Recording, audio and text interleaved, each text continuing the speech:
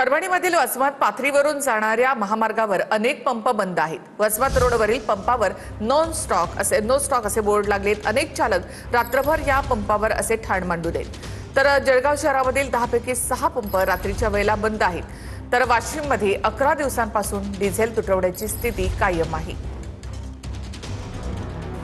बुलढाण्यात डिझेलसाठी वाहनांच्या रांगा कायम आहेत।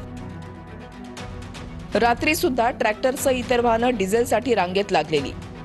शेतीच्या कामासाठी लागणाऱ्या डिझेलसाठी पेट्रोल पंपावर शेतकऱ्यांची रांग लागली आहे। जाफराबाद तालुक्यामधल्या टेंभुर्णीमध्ये पेट्रोल पंप चालकानं डिझेलसाठी थांबलेल्या शेतकऱ्यांसाठी जेवणाची सोय केली। 200हून अधिक ट्रॅक्टर घेऊन डिझेलसाठी आलेल्या शेतकऱ्यांना आणि इतर वाहनधारकांना पंपचालक संजय सावंतांनी जेवण दिलंय।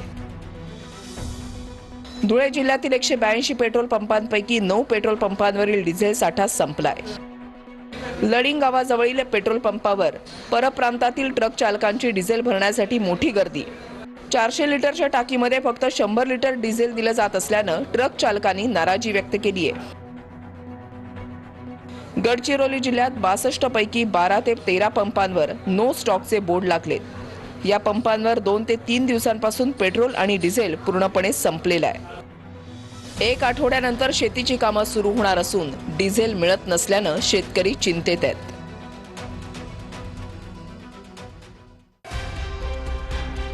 परभणीत वसमत आणि पाथरीवरून जाणाऱ्या महामार्गावरील इंधन साठा संपल्यानं अनेक पेट्रोल पंप बंद आहेत। दुसरीकडे वसमत रोडवरील पंपांवरही साठा नसल्यानं पंप बंद करण्यात आले। अनेक वाहन चालकांनी पंपांवरच रात्र काढली आहे। जळगाव शहरातील 10 पैकी 6 पेट्रोल पंपांवर पेट्रोल डिझेलचा साठा नसल्यानं ते बंद होते।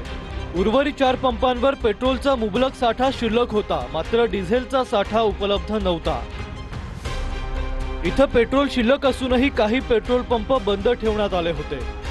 कोझी कॉटेज, जैन ब्रदर्स, दक्षता, पांडे चौकातील इंडियन ऑइल, नेरी नाका परिसरातील 3 पेट्रोल पंप तसंच महामार्गावरील 2 आणि मोहाडी परिसरातील 1 अशा 10 पेट्रोल पंपांवर रियालिटी चेक करण्यात आला।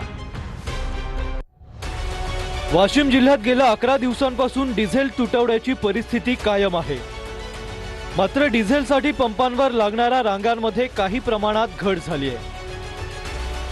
वाशिम शहरातील दक्षता पेट्रोल पंपावर दररोज सकाळपासून शेतकरी आणि वाहन चालकांच्या मोठ्या रांगा लागल्या होत्या। मात्र गेल्या 2 दिवसांपासून या रांगांमध्ये घट झाल्याचं चित्र आहे। जिल्हा प्रशासनानं वाहनांची आरसी आणि इतर कागदपत्रांची पडताळणी करूनच डिझेल विक्री करण्याचे नियम लागू केल्यानं साठेबाजी आणि अनावश्यक खरेदीवर काही प्रमाणात नियंत्रण आल्याचं बोललं जात आहे।